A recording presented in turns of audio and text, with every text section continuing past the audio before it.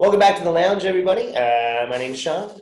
This week we have a great conversation happening with a talented young filmmaker, Ray Xue. He was up here shooting a film called Extracurricular, and it's my pleasure to talk to him about how he got started, what it was like to shoot up here in Northern Ontario, all that fun stuff. But before we begin, I just would like to take the time to acknowledge the Robinson-Huron Treaty of 1850 and acknowledge the fact that Sion is on the traditional lands of the Atikamekw Anishinaabe, and that Greater Sudbury also includes the traditional lands of the Wanapate First Nation.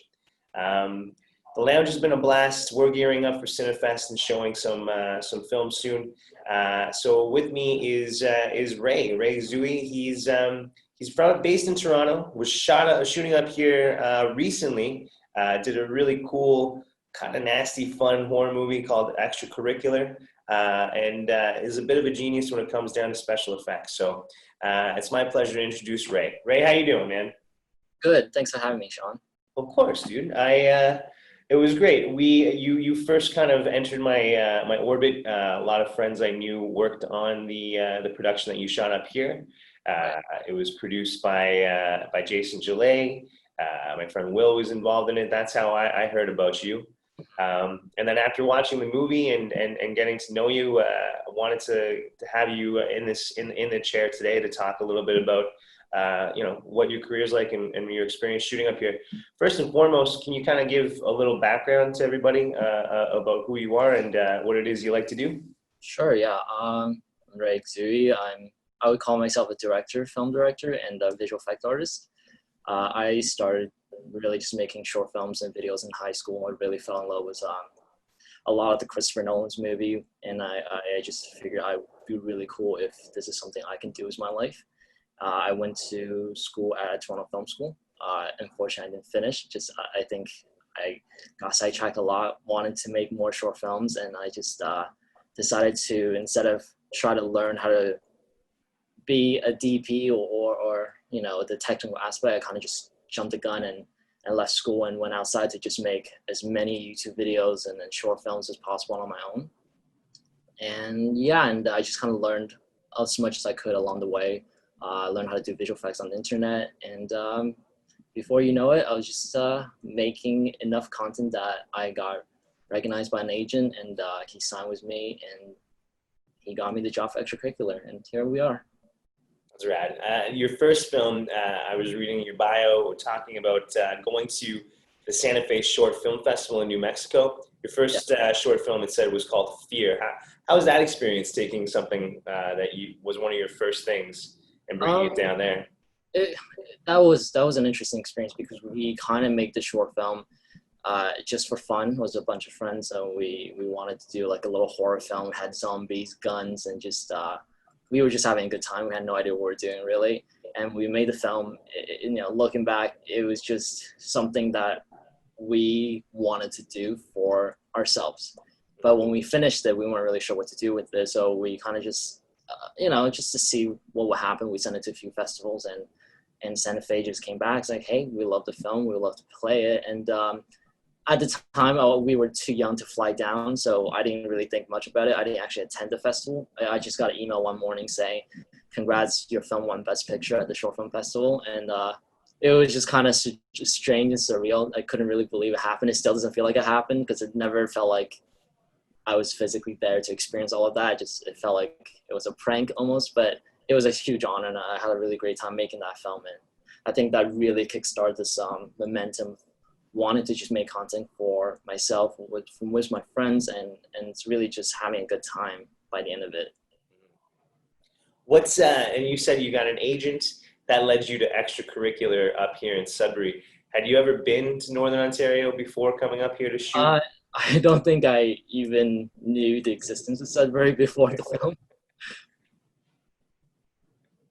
But I think I remember the first time I came up was for a location scout. That's where I first met Will, and I gotta say, it's not what I expected at all, because I'm just so used to living in the city, and to be up there, it was really different in the sense that I liked how close everything was. We could just go drive for 5 minutes and suddenly we're at a completely different part of the town, and I can just see all these images in my mind of things we can shoot. So that was really, really cool, and I kind of fell in love, and right away I just said, let's just shoot the movie over here. This is a perfect spot. Nice. Yeah. Nice. Were there other options on the table when you first came up to Northern Um, Ontario? yeah, I think originally the film we did consider going to LA, and we considered like bigger cities, and then we thought about doing it in Toronto and maybe North Bay, and just yeah, even up until the last second we weren't really sure. Then as soon as we got to Sudbury, it was just such a relief, because we saw all the locations and landscape, the houses and the people and the food. That was like a huge thing. I think Jason, the producer, took us around and kind of just fed us every day and then gave us amazing food. And I was like, yeah, this is the spot. We have to do it here. Yeah. I like everything about this. I like that. I like that a lot. And this is your, well, I mean, you had directed your first full-length feature while you were still in school. That was called Transcendent, but this is your first full-length feature after school. Or after finishing school, was there a lot of pressure on you for that? Yes and no. I mean, Transcendent, that was a passion project. We started when we were very young. We thought that let's just shoot as much as we can, make a feature, and rent a theater and play for our friends and families, and we did that. And it was just a fun experience, but it was very chaotic and it was very messy. But for extracurricular, I would say it's one of those films where a lot of was on the line. It was, this is my first technically directorial debut in terms of the budget size and what the film's going to be played. And it was a lot of pressure, but at the same time, it felt very familiar at the same time. And just that as soon as we started the project, I just knew, oh, this is familiar. I know what to do. I know how to light a scene, how to work with actors to get certain emotions out of them, and how to cut shots together. And because I have experience with visual effects, it was very easy to know that shot can work, or we had to shoot that again, just because I can see the final edit in my head before we were shooting it. So it was tough, but all the difficult part came after shooting the film, the editing and dealing with distribution and dealing with packaging and putting the trailer together. Those are the things I never got to experience as a filmmaker. So it was different to see that, the business side of it, because making the film itself is very easy. I can just dial it in and then not think about anything else and do what I'm good at. But as soon as the film is done, it's everything else just flying towards you that you have no idea what to do. Mm-hmm. And that can be, I assume, overwhelming when being on set, making the film. That's your gearhouse, that's your comfort zone you're creating. And I've spoken in this video series more to producers along the way who understand that business back end. The creatives tend to have, a bit of a hard time wrapping their head around it.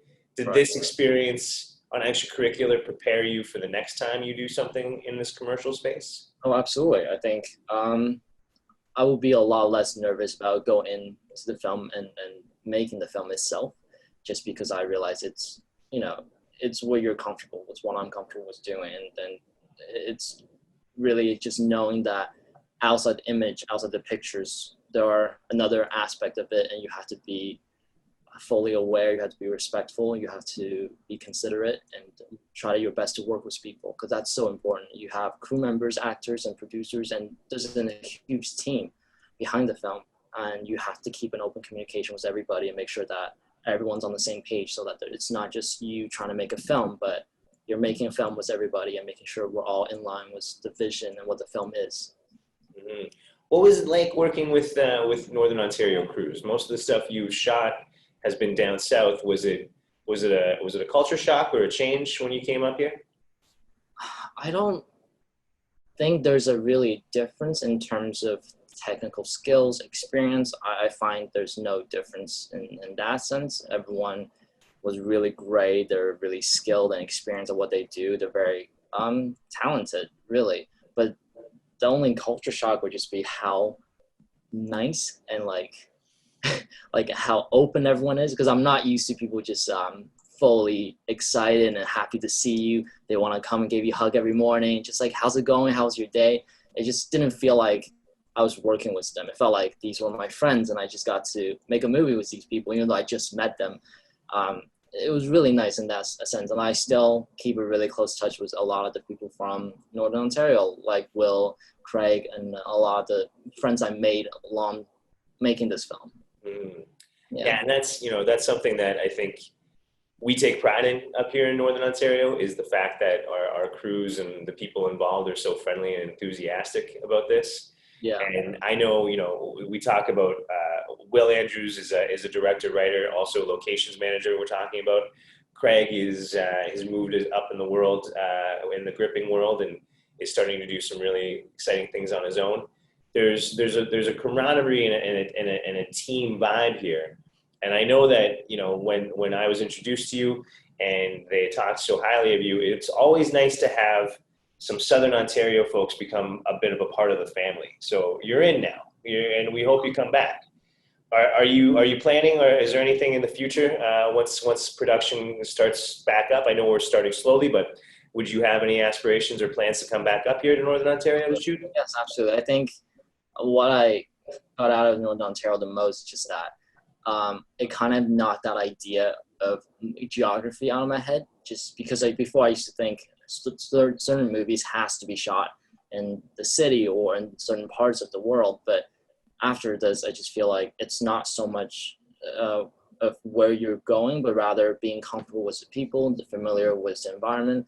And Northern Ontario just has such a good vibe and energy that I would shoot any movie up there right now, because with visual effects, you can kind of cheat anything nowadays, right? You don't really need to physically be in New York or be in Toronto, or be in certain part of the world.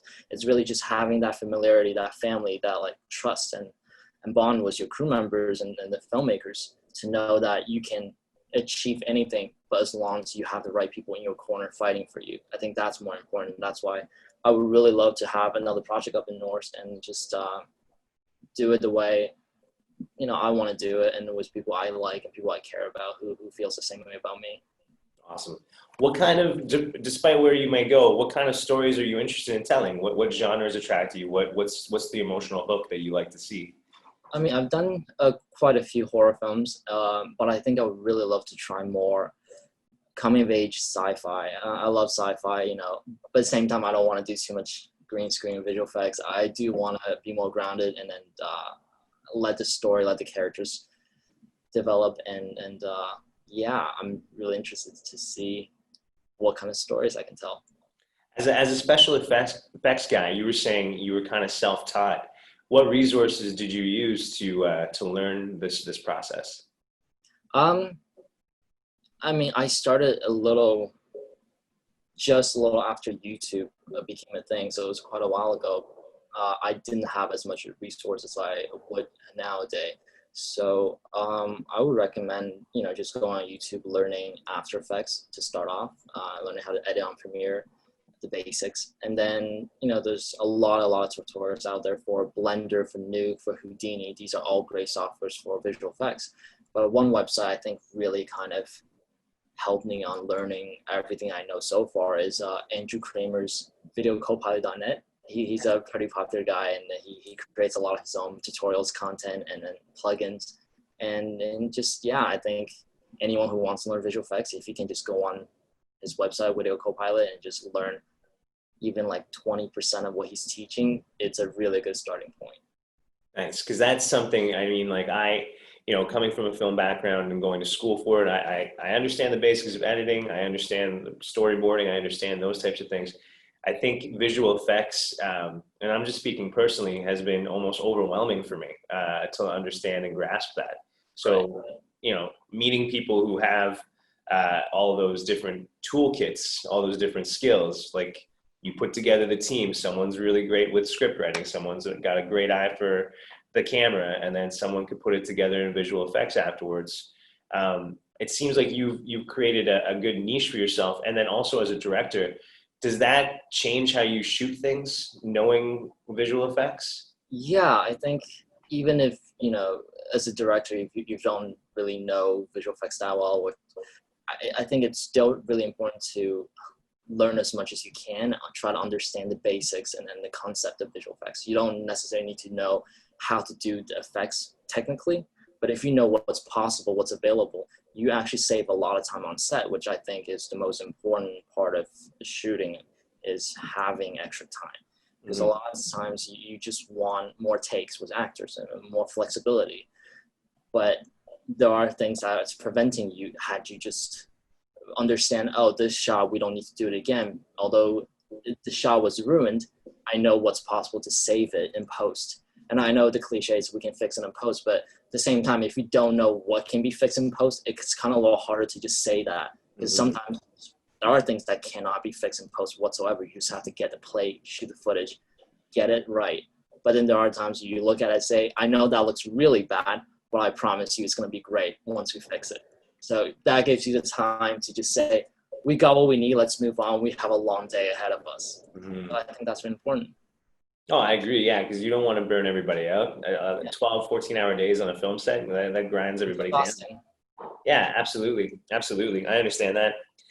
Ray, one of the last things I want to ask you, because you have such an enthusiasm for it, and you can see it in your expression when you talk about film, but there are a lot of people in Northern Ontario and people who will be watching this that are aspiring filmmakers that are looking to, make their first project or get something off the ground. What kind of advice would you give to the person watching who's got that idea, who's got the camera, but may not know how to get about it? What kind of advice would you give them to get started? When I first started making short films in high school and even in college and in my early 20s, there were a lot of times I felt like I couldn't make certain film or project or start because I didn't have the right locations. I didn't have enough money to rent the right equipment. There was just a lot of things that prevented me from wanting to do it. But ultimately, what I always end up doing is just saying, well, let's fuck it. I don't have those resources, but let's just see what I can make with what I have. And that was so important for me because of all those, like, I think I made over dozens of short films that were just terrible. But each short film, I learned something so important and crucial that the next time I'm making another short film, I remember not to do that. I remember to do this specifically because I made a terrible short film beforehand. And I learned that in person and knowing how bad it is to make that kind of mistake. So that in the end, when you do just go out and even if you don't feel like you have the right stuff, the right people, the right equipment, the right locations, the money to do it, just try it. Even if you don't have a camera, just take your phone, go out, shoot what you feel like will be a cool shot. Even just one single shot, shoot it, go home, put it into your computer, edit it, put some effects on it if you want to. But it's just the process of doing that will teach you so much more than just sitting in your room and thinking about making it. So it just, the rule is you have to make a lot of really, really bad stuff before you feel like you're confident enough to make something good. So I think that's the advice I would give anyone. Just go out and shoot as much as you can. It's going to be bad. It's going to be really, really bad, but you have to do it. Yeah, you got to start somewhere, right? Even Picasso made a few really bad paintings before he hit something, right? No, and I think that's the key. And in this business, perseverance, continuing to hone your skill and being stubborn, that's a good quality for anybody to have. Absolutely. That's awesome. Ray, I appreciate it, man. We're going to share a link to see Extracurricular with this interview, and then share some of the resources that you mentioned for first-time filmmakers and visual effects artists. But otherwise, I appreciate you coming on the phone call today and being in the lounge. Thank you so much. I really appreciate having me. It's let me know if you ever want to do this again. Dude, we will, and come back to Northern Ontario and make something. Oh, absolutely, for sure. Awesome.